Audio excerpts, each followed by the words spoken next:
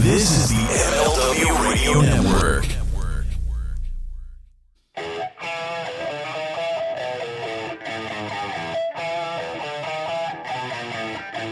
This is the Mind of the Meanie. Here are your hosts, the Blue Meanie and Adam Barnard. Peace, world, and welcome everybody to the Mind of the Meanie, your weekly peek into the world according to former WWE superstar and ECW original, the Blue Meanie. Cover wrestling, music, movies, sports, and lots of useless knowledge, all contained in the Mind of the Meanie. I'm your tour guide, Adam Barnard, and he is the Blue Meanie. Meanie! What's on your mind? Well, it's a sad day. I have lost my blue check mark. I feel like we need taps or something playing right now. I thought to do that, like, as you're doing the ad read, I was like, oh, of course, because we're always on time with this show. My bad, dude. Or breaking news, the Blue Meanie has lost his blue check mark on Twitter. Ladies and gentlemen, we have a special announcement.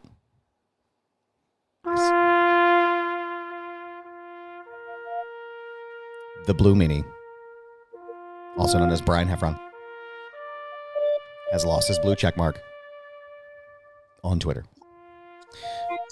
We send a special shout out to Blue Meanie and Keith Olbermann and Donald Trump and everyone else who lost their blue check mark earlier this week. It's a sad day here in Philadelphia. I don't know how we will endure. Right. How are you feeling right now at this moment? I don't even know if I know who I am anymore. Are you still a real person without it?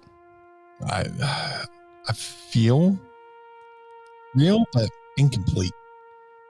It feels like I got punched in the dick. It doesn't feel right. Man. Why? I don't understand, man. Like, I guess I canceled my blue, my Twitter blue, and I had it pre-Elmo before he took over because it allowed me to post longer videos for Foundation Radio and also to edit my tweets because sometimes I misspell stuff when I'm typing. And I did an update or something, and then it was like, oh, here's your blue check mark. I was like, okay, dope. And now I can't get rid of it. So now I look like one of these clowns. And it's like, I don't want this fucking thing. Like, I don't care that much. Like, I really don't give a shit. Even after you canceled it? Yeah, I canceled it. I think I canceled it. What month is it? April? It's April 21st today. And I canceled it last month. I think it was the end of February I canceled it. So maybe that's you sign up for a month and then cancel. Yeah, I don't know. I'll check my settings, but I don't think it came out again. But I know I canceled it at some point within like February or March. So it might be coming off pretty soon. But in any event, I think the issue for me is, and you can elaborate if you'd like to, it just feels like there's going to be so many problems with this going forward. What's your thoughts on the loss of the blue check mark? It just, anybody could do it. Then somebody could just create a fake account for whoever and just buy the verification. And, the whole thing was to verify the check mark was to verify that somebody's a real person. Right. Yeah. So I don't get it. I get why he's doing it because he fucking overpaid for Twitter. Yeah. And he's trying to, it's like, like when a local corner store's doing bad business and they get like candy machines in the store to help boost sales, or they get some kind of shitty thing that they would never sell, but oh my God, we got to make some extra money here. Yeah. You know what? I'll make them pay for the blue check marks. Yeah, that'll work. Yes. I'll make the Blue Meanie pay for his blue check mark. God, it's so silly. It's so. I was watching Rich Eisen. Yeah, and he was on air when he went to check to see, and he watched as his blue check mark came off his Twitter. Wow, it's like he watched it happen in real time, which is funny. That's crazy, man. It's a fucking shit show. It is, and it's just it's a shame because like Twitter forever felt like the only platform that I really enjoyed like overall, right? Like I got my news there, like some of my news and my breaking news, and then able to follow people that like it was just like interacting with people, right? Like it was cool, but like now it's like, I don't know, it just feels like a cesspool. I might actually, to be honest with you, I might actually quit Twitter now. Like I know we've talked about it a couple of times before, but it just feels, the platform feels broken now. And I don't know, like there's nothing exciting there for me anymore. Does it make you want to quit now? I ain't gonna quit. They got that new For You thing, which is, it's everything that's not for me, which is weird. Right. People that are blocked, people that I muted, people that I don't follow. Yeah. What's this For You bullshit? I was like, no, thank you. Can we just have like the Twitter we had? Yeah. I know. I wanted it to go back. I wanted to go back to the way it was. Like, I don't want any of these changes. I don't want this shit. I really don't care. Like, I don't care about a fucking verification. Like, they verified me on Instagram, and I'm like, okay, great, fine, awesome. I don't want it. I don't care. It doesn't matter to me that much. But I know that there's people on here who, some people view this as a status symbol, but it's also like, it's a safety issue. Like, if I want to follow the Blue Meanie, I know that this is legitimately the Blue Meanie. Like, it was a whole safeguard there. And now it's just, I don't know. Andrew Bailey has indicated, though, breaking news, if you want to hit your 6ABC button there, Andrew Bailey has given us breaking news. That wasn't Rich Eisen. I am Rich Eisen now. So, Shackleford, Rich Shackleford Eisen. Breaking news. He has taken over as Rich Eisen on Twitter, which, fabulous, mazel. It's been a weird week, but excuse me. How are you, Meanie? How is everything else going? Doing well. I've been sick as a fucking dog for like allergy wise. Just been fucking brutal. Like my head is like a fucking putty factory. I am just fucking full of all the fun stuff. All the accoutrement. The accoutrements. I look like I sneeze and it looks like a fucking Boston cream factory. Just like, but I still have a little bit of a cough, but there's a couple times, like even with doing the last episode, fucking trying to talk and like when we would talk, I'd have to fucking mute myself and just have a fucking cough fest. I'm doing better now though, but right. Holy shit, that was fucking. No, it's been a rough couple of weeks where like my head just feels totally underwater. Yeah. Doing good. Just Low Inside Baseball. We're recording on 4/21 at 5:11 p.m. on a Friday. Yesterday was 4/20. I had myself a nice little edible and went nighty night. Slept like a baby. Woke up. Did some chores. Did some errands. And we're here. Yeah, we're here. A little more Inside Baseball doing the doubleheader because you will be traveling next week. So next week will be another Ask Me Anything, which is probably my favorite segments to do. But yeah, I'm doing good. Nothing spectacular. Just regular old meanie are here. I love it, man. I'm looking at myself today too. Like I noticed that my allergies, and again, like for, if you weren't in the green room show, which you could have been in the green room show, if you go to patreon.com/Mind of the Meanie and sign up today to become a part of the Pod Squad. Also, shout out to the Pod Squad that's going to be here today. And then also later today, as we record this show and next week's show. But, I can see in my face, I'm swollen because like, it's like, I'm still getting pollen cockied. And I'm looking at myself, I'm like, I'm not this fat. Like, I know I've put weight back on since the pandemic, which is a whole fucking other thing. But, like, I know I'm not this big. And I'm staring at myself, and I'm like, fuck. And I can visually see it. When the weather changes and it gets warmer, it's like my face puffs out. And the baby had one of my allergy. It's one of those kid-safe bottles, and she's been, fucking playing with it. So I can't find it. So my face is all fucked up. I like can't breathe, Yeah, man, life is good right now. And also, to go back to what Travis was saying, and this kind of can tie into the next thing that we can talk about on today's program, as Gigi Mom might say, Twitter isn't the real world. I don't lose much sleep over any of it. And yeah, man, yeah, fuck yeah. Like, that's one thing I think that bothers me the most is the tribalism of stuff on Twitter. Oh, of course. And it's like I see people tweeting at friend of the show, Cameron Hawkins, who did a great write-up on Sting recently, by the way. You can go and follow him at Seahawk. A fantastic write-up on Sting. But they're always tweeting him all these like tribalistic questions about AEW versus WWE. And he's like, I don't give a shit. Like, you guys like whatever you like. I don't care. And I wish more people were like that. And it's like there's all this conversation now about Jay White and the Commander fight and you know, why he didn't go to WWE and Gunther and all the. It's just like, guys, just it's overwhelming at a certain point where it's like I can't, like, there's so much negativity, and I feel like the entire app is just built on that shit. And it's just everybody needs to take an edible, I think. Also, a happy RVD day for those that celebrate. I know we missed it Thursday, but happy. I hope you left your milk and cookies out for Snoop Dogg and Rob.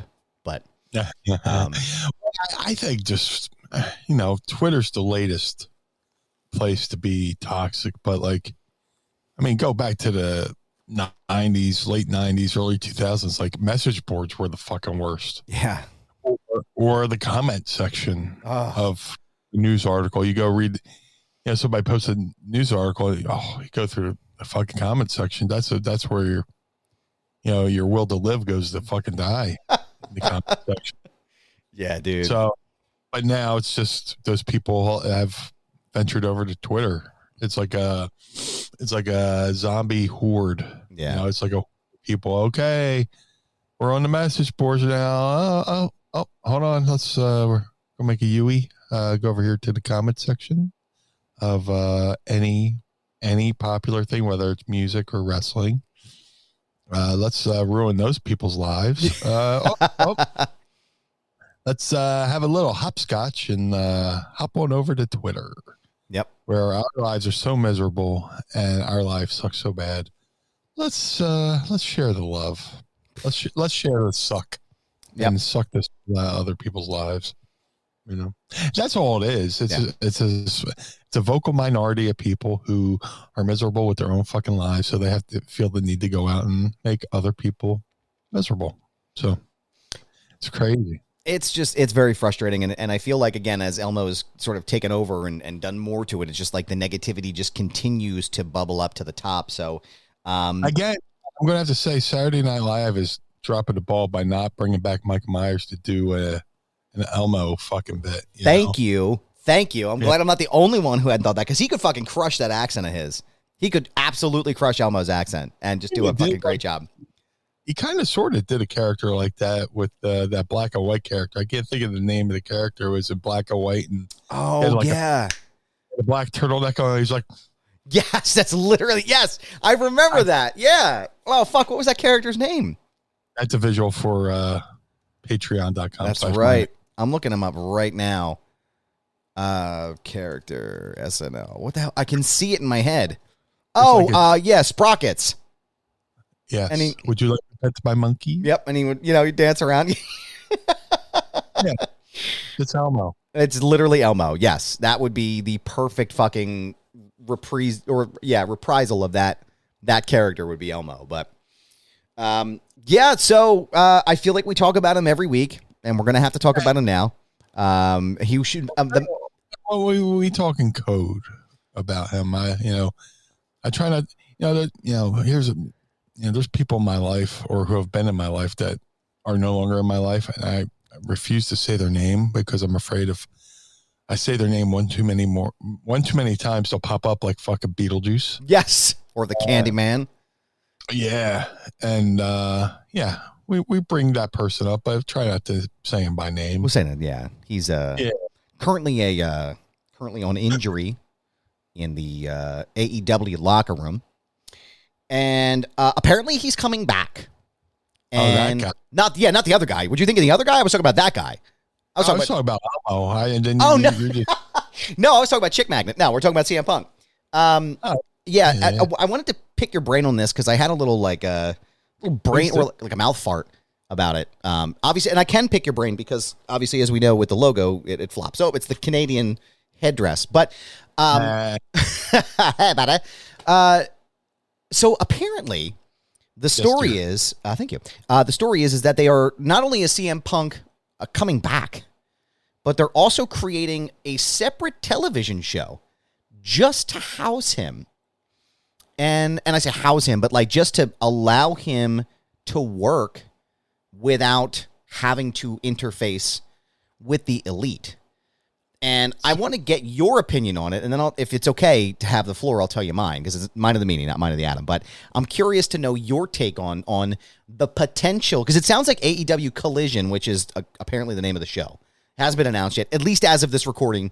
This is, again, Friday, April 21st, so it may have happened by now. We don't know. But that's the name of the show. And the story is that this is going to be CM Punk's vehicle. So I'm curious to get your take on the potential of an AEW Collision headed by CM Punk. Well, it's going to kind of be like a version of a brand split when you think about it. Look, I like the Bucks. I like Omega. I like CM Punk. That's not me just being a fence sitter. That's just, I get along with them. I like them all. And I hate that when people I like hate each other, but excuse me. It's going to be and I'll say this, look, as much as I hate seeing them arguing, I am kind of a chaos junkie. So, if somebody's fighting and I'm not involved, I'll get the popcorn. I'm like, oh shit, I don't want to see this. Yeah. There's so many things going on. Like, speaking of Twitter, I can't leave Twitter or social media just because there's so many like down low fights or going on. I'm just like, oh, refresh. I don't want to watch this. Yes, I do. I want to watch it. So back to AEW CM Punk. This will be great. As a chaos junkie, I just want to see. You have the CM Punk show, and then you have the show where the Elite are on. And let's see how the ratings. I'm not Mr. fucking ratings, but that's another guy. That company's obsessed with ratings. Yeah, a little too much. The Punk show does a smidge, or I can't imagine the reaction if the Punk show outdoes the Collision, outdoes the Rampage on a Saturday night of all things. Saturday night apparently is 6:05. Yeah, which is like an homage to WCW Saturday Night, which is fine. But also, it's going to create an interesting vacuum in the locker room where, okay, what roster is going to be on the CM Punk show, and will they be seen as traitors, or as they say on social media, traitors? You're a day trader. Instead of saying somebody's a TRAITOR trader, they say they're a TRADER trader. And that's the name of the episode right there. You're a traitor! ! Not a trader. It's trader, not trader. But it's going to be interesting. Like, who's going to be it's kind of like trying to break in and crossing a picket line. Yeah. Who's going to be like, oh, I'll go do the Punk show, and how are they going to be viewed by the people who want to be on the Elite show? It's go ahead. There's so many different like variables there, and I'm all for it. And this could be like the legit competition that WWE is looking for between SmackDown and Raw, but there's like this real life tension there.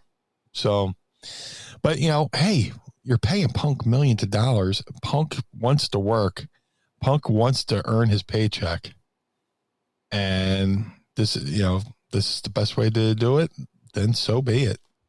Now, the only thing that'll be interesting is when it comes to like pay-per-views. Is it going to be a CM Punk brand pay-per-view, or is it going to be an EV, or will they be able to coexist in the same building on the same pay-per-view? Can they coexist? Yeah, dude, look, I've been in the business at a time where at one point Bret Hart ripped the hair of Shawn Michaels in the locker room fight, and somehow they were able to work together. Thank you. Yeah.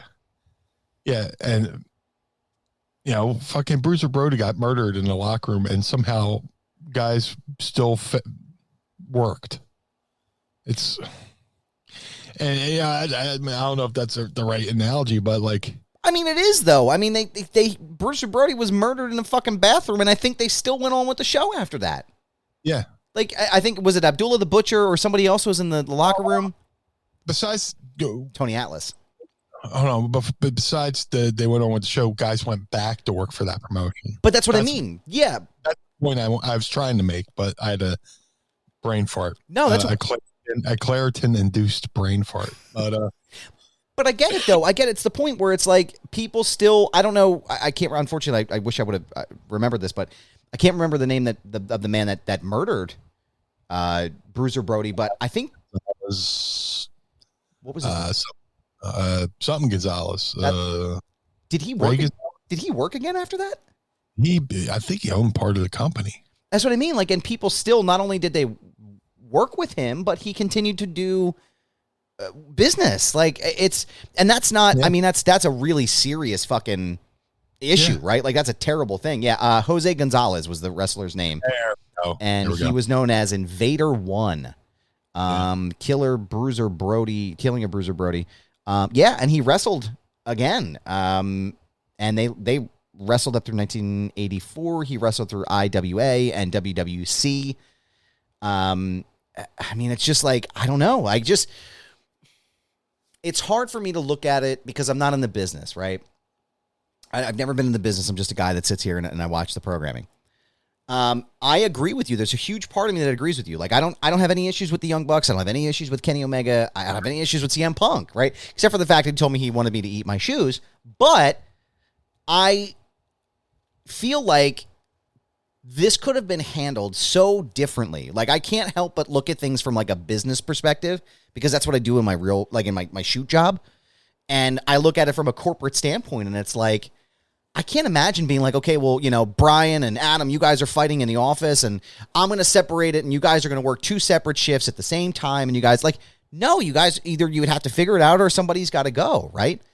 And it's hard for me not to view it that way, even though it's a little difficult to remove myself from it. I am curious, though. It's a good point. Something I didn't think about is how that's going to translate. Because obviously CM Punk, I mean, that was the first time they had $1 million draws and $1 million gate or million viewers and $1 million gates. He's the attraction. He is. I mean, literally, there was not the only other person that could have been bigger than him was John Cena, and or The Rock. It's like in an upper crust, upper echelon group of people. But like he has totally sworn off pro wrestling altogether. Yeah. He didn't go back to Ring of Honor. He didn't go to New Japan. He didn't go to I don't know if All Japan was there. He didn't go to Japan. He didn't go back to the Indies. He was just done with wrestling. So they get him come out of his self-imposed wrestling hibernation to wrestle again. And this is how they botched it. Yeah. Just by whisper campaigns and stuff like that, which happens in wrestling all the time, But and again, like I said, I'll say it again, they did him no favors with that press conference. No. I've said this before. I'm not going to reiterate all of it again. But he is on the payroll. He wants to work. And it's crazy that they have to create another vehicle just to have the guy who gave them their biggest ratings and biggest houses. It's crazy. I think it's going to be the first. I think the tape is June 21st in Chicago. Yeah. So that'll be a sellout. It'll be great TV. I don't know if it's going to be live or taped. I think it's supposed to be live. I don't remember.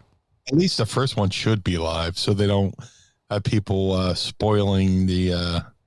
Just so you can have that live reaction beam out to the world all at once. You don't want to have a tape show and then people with their camera phones ruin the anticipation by posting it on their socials and stuff. But it'll be interesting. I'm all for it. What network is it going to be on? Do you know? I think if I heard correctly, I think it was supposed to be on TNT, if I recall correctly. Okay. So what's with Rampage? Are they still doing Rampage? I don't even know if it still exists. I mean, the ratings are just, I mean, again, it's the death spot, right? Like Friday nights at 10 o'clock is not a great spot to be at, you know? And like, I get like, and also too, like you have to remember, like they're trying to pack Wembley Stadium. You know, they're going to bring it. They brought Jeff Hardy back. They're going to try to bring CM Punk back to fill out that stadium and get as close to a sell. I mean, it's a smart business move. Like and there's so many people, like there's so many people that have takes on this, and there's so many people that have, conflicting stuff on it. And like, again, you're right. Like we've litigated it to death here, but like they really didn't do anybody like Tony, Punk, the Bucks, Omega, even Ace Steel. Like no one came out of that looking any better than the other, right? Like they all owned a part of that, right? But I think at some point you have to be able to say, like, is the juice worth the squeeze here at this point? Like, how much are we going to go forward and invest in this and try to keep morale high? Because now you have Jericho involved and Moxley's involved to some extent. And it's just like, it just seems almost in some ways counterproductive. But I think for CM Punk, if he's looking at it, he's like, fuck you guys, I'm going to go and do this my way, and I'm going to have my own show. I don't know. I mean, it's not for me to figure out. I mean, it's Tony's company, but like, I'm here for it. I'm going to watch it. I'm a big CM Punk fan. I can't help it, but I don't know, man. It just seems like, it just doesn't make any sense. Instead of like just being like, okay, guys, how are we going to make this work if we're going to make this work? And then I guess the other question to that is too, because of this, do you see the Bucks jumping ship to WWE at the end of their contract because of something like this? I don't know. I'm sure they look. Can they go to WWE? Sure, but would WWE want them? It's a good point. I mean, it goes back to I ran into a guy on the street. I ran into somebody, and I was wearing my Dusty Rhodes shirt, and they were talking about Cody Rhodes and the title thing, and I was like, yeah, he's good. I was like, he's just got to. I think in the WWE's eyes, Cody's got to like reestablish himself, and the guy's like, and the guy says to me, yeah, but see all the stuff he did in AEW. I was like, yeah, but it doesn't matter what you did in AEW once you come over to WWE. Even though he was there, he kind of went off and created the company's competition. So he's kind of got to come back to WWE and reestablish himself, even though he's already been there. Yeah. The same to me would be the same with me with the Bucks. They could go to jump from AEW to WWE, but they're going to have to play by WWE's rules. Right. And I don't know if they would want to do that, since they've been basically their own bosses for forever, through their indie career, through PWG, kind of calling their shots in Japan, and now AEW, they're EVPs, right? So they're going to do, and you don't think the WWE is going to test them once they get over to that locker room, and it doesn't matter if you're friends with the boys, but the office is going to test you. Yeah. And there's, a track record of that, anytime somebody went to WWE from like WCW, Jericho got tested. I got tested, the Dudleys got tested. Right. With the acolytes. I was going to say, yeah. Who tested, if you don't mind me asking, if you already were talking about it, who tested you? You always get fucking tested, with the fucking first class plane ticket, Oh, I see what you're saying. So it doesn't even need to be a match. It's like the plane ticket. I see. Okay, I'm sorry. Let's see how he reacts to this, Right. And then once I realized I had never really flown for wrestling before, they're like, all right. Right. That's why Joe Briscoe pulled me aside and says, look, we know you're new here. We know you're not used to traveling. We know it was an honest mistake. But then again, they put you the ticket to, the day of the flight. I don't know. Yeah, like what do they expect you to do? But anyway, yeah. Anyway, people get tested. Let's see how he, reacts to getting squashed. Karrion Kross, came up from NXT to WWE. They put that silly outfit on him. Yeah. Let's see how he reacts. You know, not saying that he warranted it but it's just the mentality of, okay, let's see how so-and-so reacts to something. And once you just go along with it, and fucking, everybody swears fucking Dusty was tested with the fucking polka dots, you know? He said he wasn't. They've consistently said he wasn't being ribbed. Wink, wink. Yeah. But Dusty's like, even if it was, I'm going to make it work. He's got kids to feed, man. Like, well, no, I mean, you can get tested and throw a temper tantrum and work your way out of a high-paying job, or you could play ball and no-sell it. Yeah, you can no-sell it. Oh, fucking pallbearer. They give him that fucking giant plane light to carry and earn. He's like, the best thing I could do is not sell the rib and act like I really like it. Yeah. Paul Bear would take that light and sit out in the hallway and act like he was polishing it. And, and they're just like, all right, you go back to the regular iron. You know, he just no-sold it to the point where they're like, all right, this isn't fun. You can go back to your other iron. We were fucking with you, but it's not fun anymore. Yeah. But, you know, if the punks can threaten to go to WWE, but they might not have fun once they get there because of all the stuff they've done, you know, with, you know, I mean, WWE some cease and desist for the Too Sweet stuff. And oh yeah, the Bullet Club shit. I forgot about all that. Yeah.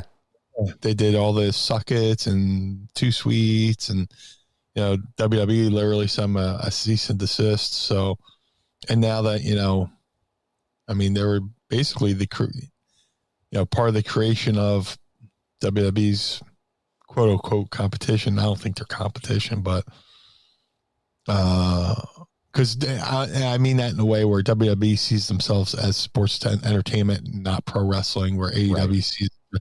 To me, it's all pro wrestling. Yeah. I don't care. Yeah. Is WWE pro wrestling? Yes. But they see themselves as sports entertainment, not pro wrestling. But right. It is what it is. Yeah, it's going to be interesting. But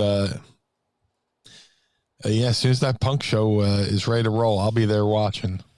I will have a party tray, you know, like, you know, when there's a big event happening, like a sporting event, you know, the Phillies are in the playoffs, the Eagles are in the playoffs. We'll have a nice spread. We'll get some shrimp. We'll get some fancy cheese and some crackers and some like finger food, like it's a party. You know. Yep. Get some crudité from Wegner's. Yeah, Phillies are in the playoffs. Oh, let's have some, you know, playoff food. You know, this, that, and everything. We will have a spread ready for the CM Punk show. Hey, I'm with you, man. I am a chaos junkie, so I'm about it, bro. Ooh, I got my ear to the door. Meanie. Yes. Manscaped is here with a deal you can't pass over this Easter season. Do you see what they did there? That was real fancy. They've got the tools to give you the beautifully decorated eggs of your dreams. Just because it's Easter doesn't mean it's okay to hide those bad boys behind all that tall grass. So make sure your downstairs lawn is mowed. Go get yourself feeling as sweet as candy by going to manscaped.com and get 20% off plus free shipping using promo code MindMeanie. Meanie, how are the crown jewels holding up this Easter season using the products from Manscaped? The Meanie eggs are well kept this Easter season. I love the Lawnmower 4.0 trimmer, the Weed Whacker 2.0 ear and nose hair trimmer, the Crop Preserver and Ball Deodorant, the Crop Reviver, the Toner, the Performance Products or Briefs, which are probably the most comfortable pair of underwear I've ever worn in my life. And to top it off, they give you a beautiful, handsome travel bag to keep it all in. You know, I'm getting to that age now where I'm getting able to go to territory. I need that nose and hair, that nose trimmer, the hair trimmer, and you know, the crop preserver and the deodorant and the reviver. I need all that stuff. You know, I'll be 50 next month. It's coming into play. But thanks to Manscaped, you know, I'm looking my best and feeling my best. And that's what it's all about, is looking and feeling your best, Meanie. And it's also time to put the Meanie eggs into the perfect basket with the Performance Package 4.0 by Manscaped. Inside of this ball care buddy basket, you'll find their Lawnmower 4.0, Weed Whacker 2.0 ears and nose hair trimmer, the Crop Preserver ball deodorant, the Crop Reviver toner, and the Performance Boxer Briefs, which absolutely are the most comfortable pair of boxers I have worn in my entire life. And a travel bag to hold your goodies, not just the ones that are being held by those boxers. The Lawnmower 4.0 trimmer is an elite electric trimmer. It has their proprietary, advanced, skin-safe technology that is designed to trim hair on loose skin. The Lawnmower 4.0 is also waterproof and equipped with a LED light, so you can keep those eggs on, you keep those eyes on those eggs even in the dark. The Easter Bunny also, Meanie, will let you know, dropped off an extra special gift with a Performance Package by adding the upgraded Weed Whacker 2.0 nose and ears hair trimmer, which helps reduce nicks, snags, and tugs in those delicate nose and ear holes. And Lord knows I need it, because if you can see me right now, I got some hangers, man, looking like I have a full grassy knoll inside my nose. This package also comes with their Crop Preserver ball deodorant and Crop Reviver ball toner. Yes, you heard that right. This is ball deodorant that can change your life. April is Easter, but it's also Testicular Cancer Awareness Month, Meanie. And Manscaped has partnered with the Testicular Cancer Society to bring awareness to testicular cancer, men's health, and early cancer detection.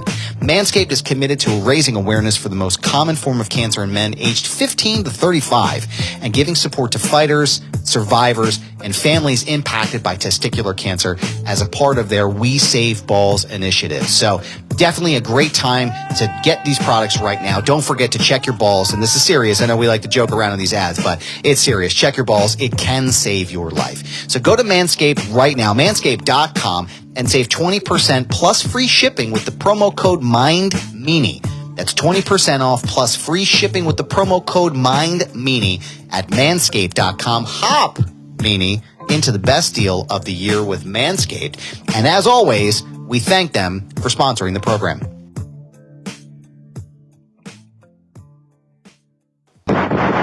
Listen, I'm about it, man. I'm gonna watch because I want to see. I'm curious. I'm that type of guy that drives 5 miles an hour by a fucking, car crash. I want to see what's going on. Like, that's who I am. I can't handle it. So, like George Carlin says, George Carlin would be like, I'll pull up and say, hey, can you move the bodies closer to the car? Oh man, look at that. His intestines are inside the glove box. Like, you ever seen anything like that before? So my wife's never seen somebody shaped in that manner before. Can you please bring him to the car? You drag him over a little closer, please. Yeah, please. That's funny, man. Well, God, miss you, George Carlin. I wish he was alive. God, I would love to hear his take on. I wish George Carlin and Bill Hicks were still alive right now. Mitch Hedberg too. I feel like he would have had some fucking. Yeah, but great. Like Bill and George were more the angry comedians. Yeah. Fucking Mitch was great, but he was more the mellow Stephen Wright, kind of character, personality. I could use some good anger right now, Well, I mean, also too, if Bill Hicks was still alive, then Dennis Leary would still have a career. But truth. Listen, I loved Rescue Me. I thought that was a great show, but like, it is kind of bizarre that Dennis Leary stopped doing stand up when Bill Hicks died. Yeah. Oh my God. Did you ever see that Colin Quinn show, Tough Crowd? Yes. Yeah. With who's comedian Giraldo. Greg Giraldo. Yes. He punked out Dennis Leary so hard on that show. It's on YouTube somewhere. Check it out. And like Leary just stared at him with like these death fucking eyes. No but way. It was so good. I know Greg Giraldo. I liked what's his name? Dennis Leary, until I realized he was blatantly just ripping off Bill Hicks. Jacking his entire fucking shit, man. That No Cure for Cancer CD is Bill Hicks's greatest hits. Yes. The whole fucking thing is lifted. It's not people go, oh, there's only so many. It wasn't premises. It was just straight up fucking, No, a premise is George Carlin and Robin Williams. There's a great premise joke, right? So Yeah. George Carlin would talk about germs. He had a whole thing in You Are All Disease, and he was talking about germs. And he's like, you know, before they give you the lethal injection, they swab your arm with alcohol, right? And Robin Williams had not a directly, like, it was like you could make the connection based upon the material that they were talking about, that Robin Williams could have thought of that on himself, where he was like, you know, they're going to swab your arm. He's like, what the fuck are you doing? He's like, well, we don't want you to get that last second infection. And those are like it's like the same idea, but two very different approaches to the joke. That's something different, right? Like I can see how something like that would happen. But the no cure for cancer is literally almost bit for bit. Down to mentioning Jim Fixx. Yeah. The world's healthiest man who died from a heart attack while jogging, you know? It's just unbelievable. And they both did that. I bet it was a smoker found him, you know? Yeah, and it's like, I've heard this before. Dude, go on YouTube and find the clip of Bill Hicks on the Dennis Miller show. And they and Miller sets him up to fucking just make fun. He's like, Dennis Miller said something and dropping hints towards, you know, Leary ripping him off. He's like, you know what? I'm a visionary. I did it. I did his, I copied his act before he did it. And I just wrapped it in a bow and a present and gave it to him, hand delivered it to him. And then him and Dennis Miller just started fucking laughing because they both know, you know, they're fucking shots at him. But one of my favorite bits is, and I do this when I go to hotels now. Greg Giraldo used to go into hotel rooms and he would open the Bible and he would write inside the front cover, like where it says the Holy Bible, he would write, all my best, God, or like my best G. And I fucking laughed so hard the first time I heard that. And I do that. What's that? I never knew that. And I do that now at every fucking hotel I'm at. I will open up the drawers until I find the Bible. I will grab a pen and I'll write either all my best, God, or my best G. It's so fun. And I just laugh my ass off. I send pictures to my wife every time, and she's like, why are you like this? I'm waiting for the episode of Mind Me where you just burst into flames. It's coming, pal. It's going to happen. Yeah, it'll be there. In the words of George Carlin, if I'm lying, may he strike this crowd dead. Yeah. Joe bless you, everyone. No, that shit is fucking... Joe gets shit done. That's right. You want something done, you got to call Joe. Get it fucking done, man. Yeah, I don't know, man. It's been a week, man. It's been 2 weeks. It's been 2 months. Dude, where's the time gone? It's fucking, what is it? It's fucking June 21st already. Why? It's April 21st. But April. But still, I can recall us. I'm saying June 21st because I was thinking of the CM Punk thing. Right. You were close. CTE, brother. It's not Hey, CTE. man. Hey, man. Speaking of, we'll go back to April in a second, but like, speaking of crazy bumps, I know we talked about him before, but someone who I feel needs to go into the Hall of Fame, because I'm going to start pitching this shit now that we're on the road to WrestleMania again. Spike Dudley, man. Yeah. I watched a video the other day. Shout out to the guys from Public Enemies podcast. They posted like a clip video of Spike Dudley taking some crazy fucking bumps, man. And I know he was out of the day or still now today. One more time. Were they showing like ECW or is he still wrestling? No. They were showing like when he came over to WWE. Yeah. And they threw, there was one move, I don't remember who it was, but there was one move where they were like power bombing him and they missed the table and he fucking smacked his head on the table and then slammed his head on the ground. And then they had some clips of him and Bork Laser going at it. And it was crazy to watch this guy just fucking destroy himself. And I don't even know how, I'm 5'6". I don't know how tall Spike Dudley is, but he looks like a little dude. And I just was like, holy shit, man. Like, what was like, he just went for it every single time. Was that just his shtick or did that like develop over time? What was that? Whatchamacallit? I had this discussion with somebody else in relations to football because we have Smith, Eagles wide receiver Smith, Devontae Smith. Devontae Smith sounds right. Yeah. And everybody's like, man, he's too small to be a wide receiver. He's too skinny, blah, blah, blah. And he gets hit and all this other thing. And he seems like he bounces right back up. And I was telling somebody that, he might be small. He might be taking hits and all that stuff. But I was like, I remember when Mike Dudley was wrestling Bam Bam Bigelow, and Bigelow was just tossing him around the ring, and he was taking all these bumps. And I taught this Spike. I was like, man, you all right? He's like, and Spike said to me, he's like, what's kind of, you know what it is? It's like, I think I'm just so light that I'm not hitting the mat as hard as a 300-pounder would hit. Oh. Like, if I took a bump I think I'm 320 now. If I took a 320-pound bump, I would feel a little bit more than a guy weighing $160. Because, when you figure how, gravity works and the weight and stuff like that. So he's not going down as hard into the mat as, I would. Or Bam Bam. Right. Yes. Bam Bam could he's like, Bam Bam just tossed him. And when he would land, it looked brutal, but it didn't hurt. It didn't kill him. So that could be this situation to where, like, he went to WWE and he's fucking having Undertaker just choke slam him from the apron to the floor, taking a flat back bump. And those things are like padded, but not that padded though, dude. Dude, for anybody who's never been ringside for WWE, it's like go to like an amateur wrestling meet. They're like amateur wrestling mats. There's a little bit of cush, but like even when I was wrestling WWE, when they brought those things came to be, I took a bump on them and it still felt like a little tingly.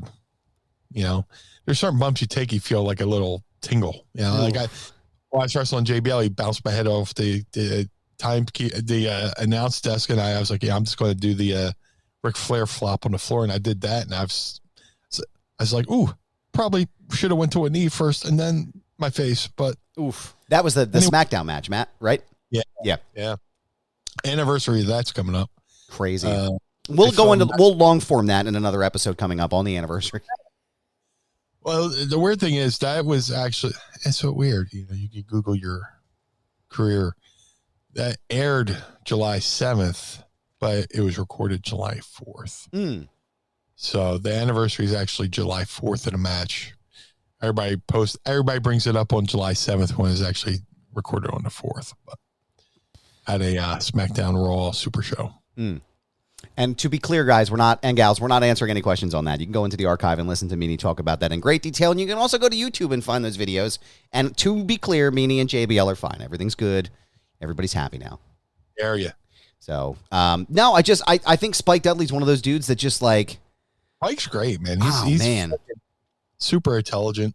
I don't know if he went back to, he was a school teacher. Well, I think he's a school teacher. I don't know if he went back to teaching school again, but. Yeah, he was a third grade teacher assistant in San Francisco before. I'm looking at his Wikipedia page now. And he was a teacher's assistant before he got into wrestling. And then now he works as a financial transition specialist. But I think he's been starting to dip his toes back into like wrestling and starting to talk about things and coming out. But, he's like, he was Cruiserweight champion, European champion, hardcore champion, tag team champion in WWE, and then was a 2-time tag team champion in ECW. I feel like that's a Hall of Fame career right there. It's definitely, and to be honest, he should have went in with the Dudleys, I think. Agreed. I feel like Keebler should have gone in too, if we're being fair, but if you're inducting the Dudleys, but I don't know. Yeah. But there's been like a million Dudleys. Yeah. When the gimmick was first. Well, there was Little Snot Dudley and Dudley. Yep. There was Dances with Dudley and then Chubby Dudley. Dances with Dudley. I forgot about Dances with Dudley. Adolfo. God. Yeah, his real name's Adolfo. He's from New York. I think another one of Johnny Rod's students, Dances with Dudley. Sweetheart of a man. Amazing fucking name, man. And then there was, Tubby Dudley. Shout out to Bay Ragney, who has the Bay Ragney Show podcast. Great guitar player too, by the way. He had a band called the Dead Gerber Babies, which is Jesus. Yeah, Chubby Dudley, Big Dick Dudley. There's others, but I mean, when you think of the mainstays, yeah, you know, it's Devon, Bubba, and Spike. Honestly, man, and like I think Bubba might have pushed for Spike too. I'm not sure. I could be wrong. Maybe I should have texted him before I said that. But friend of the show, Bully Ray, if you're listening, you can fact check us because we would appreciate that. And shout out to the Busted Open Nation. But absolutely, I think when they split the Dudleys, like Devon and Bubba Ray, I think if I recall correctly, I think it was Bubba Ray and Spike teamed for a while after that on SmackDown. Like it was like, hey, if I'm not going to be with Devon, I want Spike. And I don't know, man. There's just something, and I can hear Joey Styles, the little Spike Dudley, just fucking getting launched. And that video was just like, watching him bounce off that ring was intense. So I feel like if we're going to, you know why I was little Spike Dudley, right? LSD. That I literally never connected that until right now. Yeah. And you guys were everywhere, man. Yeah. You guys were anti-establishment. I love it. LSD, because his character's kind of out there and trippy. Oh my God, yeah. His initials LSD and finishing move, the acid drop. Yep. And he would stare at his hands waving in front of him. I had no idea. I didn't even think about that I didn't even correlate that until right now. That's crazy. Yeah. Funny, man. You learn something new every day. Somebody knowledge. That's my use. Well, that's useful. That is a useful knowledge. It is. Yeah. Yeah. So that would be my outside of Blue. That is my second choice for Philadelphia's Hall of Fame induction. Should be little Spike Dudley into the WWE Hall of Fame. Would love to hear I would love to hear him talk about his career somewhere. I don't know if anybody's out there and knows if he's out there doing a podcast or anything like that. I would love to check it out. But yeah, that was a fucking scary video. But in any event, what else is going on up here, man, in the mind of the meanie before we wrap up and take off for the day? I mean, dude, I'm just doing good. Always said, the day after New Year's Day to March is always like the shittiest time of year. And, sun being out, shorter days, colder weather. But now, the temperature's changing, the sun's out a little bit longer, getting to sleep with the window open, that kind of stuff has been good for the mentals. I've been thinking about mental health a lot lately. Battled all my life, growing up severe asthmatic. When you're asthmatic and you can't play in other kids' reindeer games, that leads to bullying, and that leads to being depressed. And when you're bullied and depressed and asthmatic and you can't be as athletic, that leads to eating and weight gain and all that stuff. And, that shit's bothered me my whole life, as a kid, in kindergarten and, a little bit later in my teens, having to go to therapy and stuff like that. So, the past couple of months have been a little bit rough on the mentals. Like I said, it's always the worst time of year, but feeling good. And if I could, just, on a positive note, anybody out there listening who's been struggling, just know that everything's going to be okay. I got friends who are going through some shit, and I try to be there and try to be a sounding board and offer advice and shit like that. And anybody out there with, if your mentals are bad or anything like that, just know, things always get better. There's always going to be speaking of we were talking about being tested earlier. Life's always going to test you. Just always, react to it as best you can. And, when you're, like I say, when you're neck deep in shit, keep your chin up high. Yeah. And, it is what it is. It's just what it is, something I've been thinking about a lot, whether it's talking to friends who are battling or, driving by myself periods of time and just having a chance to reflect, there's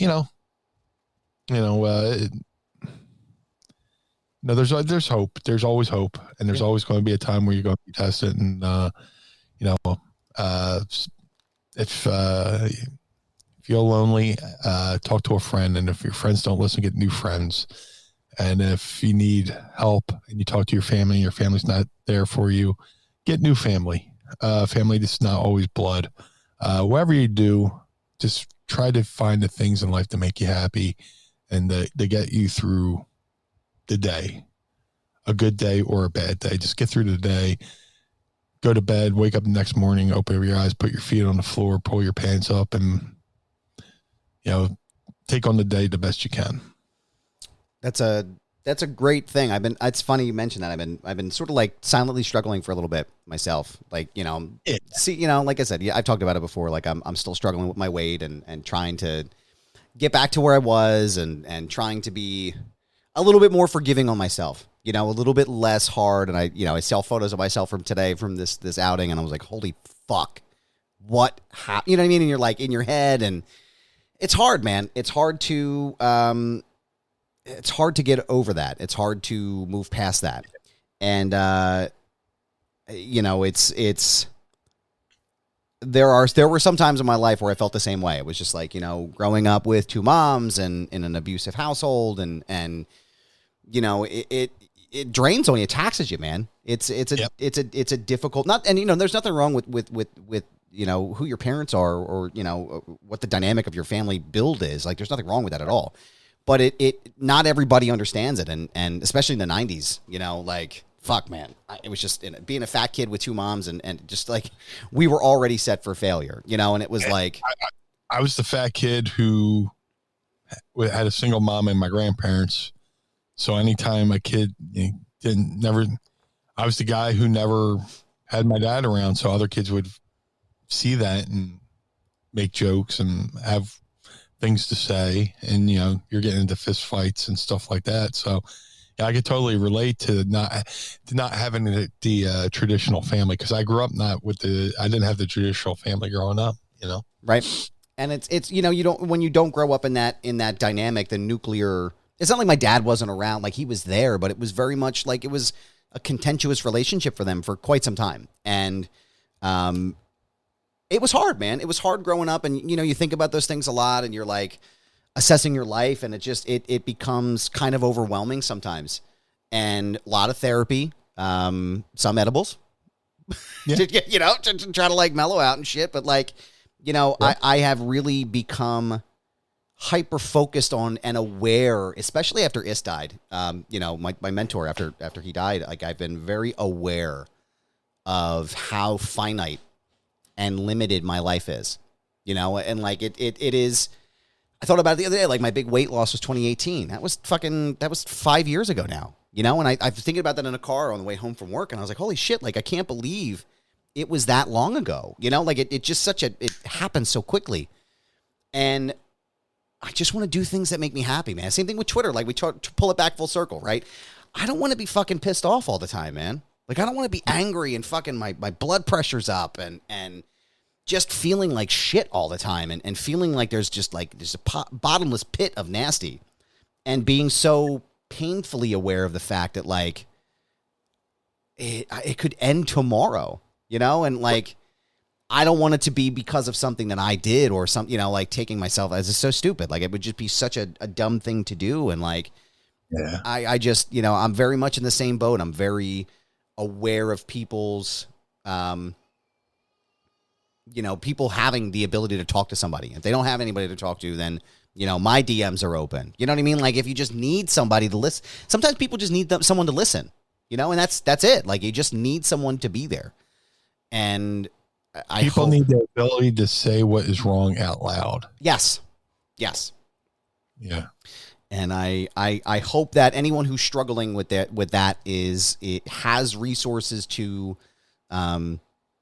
to talk to somebody, whether it's drugs or alcohol or whatever your vice is, unfortunately mine is food. And, well, fortunately or unfortunately, however you want to, cut the cookie there, but, and eat it, which I would, I'll probably eat 6 tonight, but it's like, it's never too late to start again. And it's never too late to pick up and get moving where you were and get back to where you were. But once you make that decision, man, and that's it. Like, you don't get another chance at this.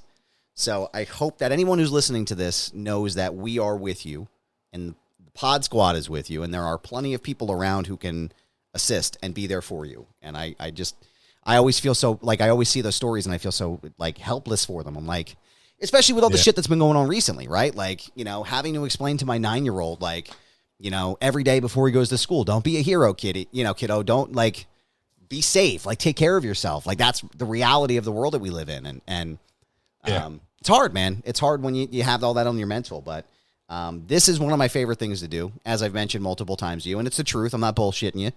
No cap, as the kids say. But this is a fun thing for me to do. And this is something that I enjoy. And I'm happy to be here. I'm happy to be with the Pod Squad, and I hope you're enjoying listening, and I hope you enjoy listening to the show as much as we enjoy doing it. And it's just a good time, man. But I want to know, Meanie, before we wrap this episode up, where can people find you on your social media? When I'm not at McCuskers or DeMeanie, you can follow me on all forms of social media. That's Twitter, Facebook, Instagram, TikTok. I think I'm still messing on at Blue Meanie BWO on all forms of social media. No check marks. If you would like to support the Blue Meanie, go to prowrestlingtees.com/Blue Meanie. If you'd like to support Mind of the Meanie, go to prowrestlingtees.com/Mind of the Meanie. Collar and Elbow, the wrestling brand. Go to collarandelbowbrand.com. Use coupon code Meanie or use coupon code MIND and save 10% on their great fashionable shirts over there. Shout out to Rod Hicks over there at collarandelbowbrand.com. Had a great time with him over in Indiana a couple weeks ago, which I can't believe was already a couple weeks ago. MadCatBeardCare.com. Let your beard look good and feel good. Go to MadCatBeardCare.com. Get the Blue Spruce beard oil and balm. Shout out to my boy Josh Thornton. He's doing an amazing job over there. All proceeds go to take care of feral cats in the neighborhood. He rounds them up, takes them to the vet, sends them back out of the wild feeling a little bit better. So go to madcatbeercare.com. Figure Collections Bone Crushing Wrestler Series 1 of the Blue Meanie and the BWO variant are available now. All Series 1 Bone Crushing Wrestlers are available right now at shop.figurecollections.com. You could get the standard Blue Meanie or the BWO variant, which is very limited. Go to shop.figurecollections.com. That's shop.figurecollections.com. Now, I've lined up with a new company called Podstars. If you would like to have the Blue Meanie appear on your podcast, go to podstars.net. That's PODSTARZ.net. I'm on there. Ken Shamrock's on there. Various other people from different forms of entertainment are at podstars.net. If you would like the Blue Meanie to appear on your podcast, go to podstars.net. Shout out to my boy Jim Nelson over at glaciersofice.com.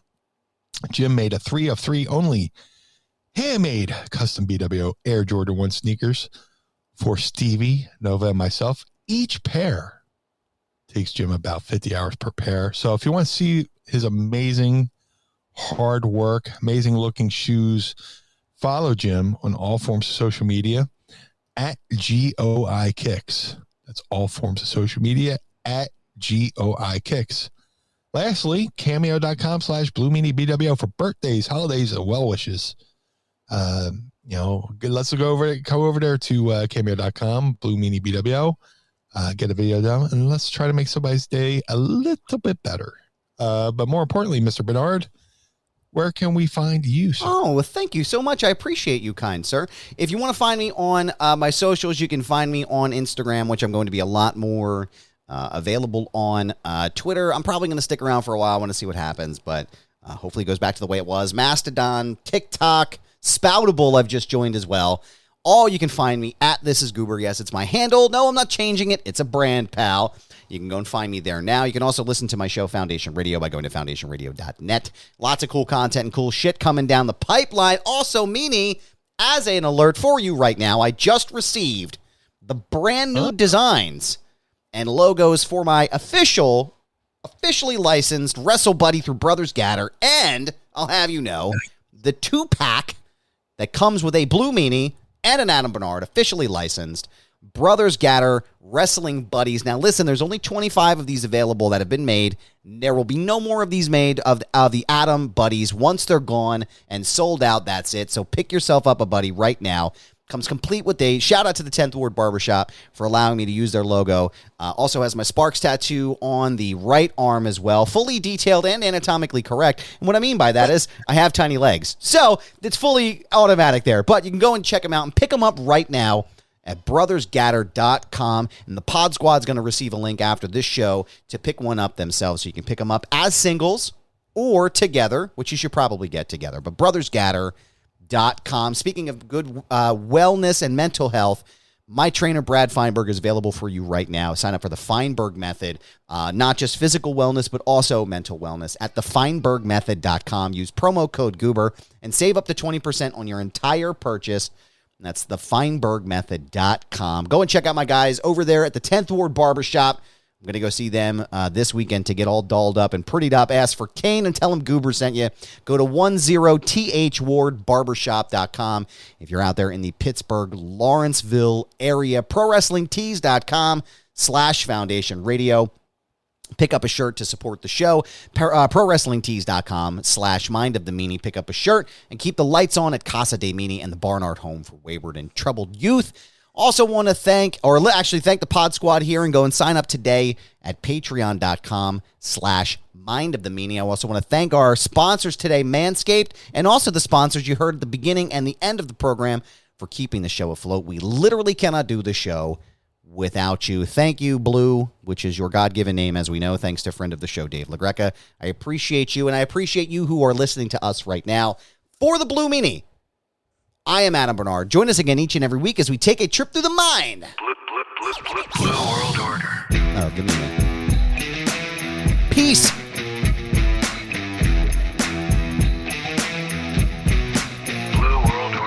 This episode of Mind of the Meanie is hosted and executively produced by the Blue Meanie and Adam Barnard. It was mixed and engineered by Carl Pinnell. Additional narration is provided by the executive voice, Sam Krebs. Our intro music was performed by the Swamp Candles. Our outro music was performed by Chikara. Additional musical accompaniment is produced by Enrichment. Follow us on Instagram and Twitter at Mind of the Meanie and become our patron on Patreon by going to patreon.com/Mind of the Meanie. Find our entire show archive at mindofthemeanie.com. This has been a Butts Carlton media production in conjunction with the MLW Radio Network. Butts Carlton, proprietor. Blue World Order. Dad, why is Blue Meanie's brain out? The world of MLW Radio never stops.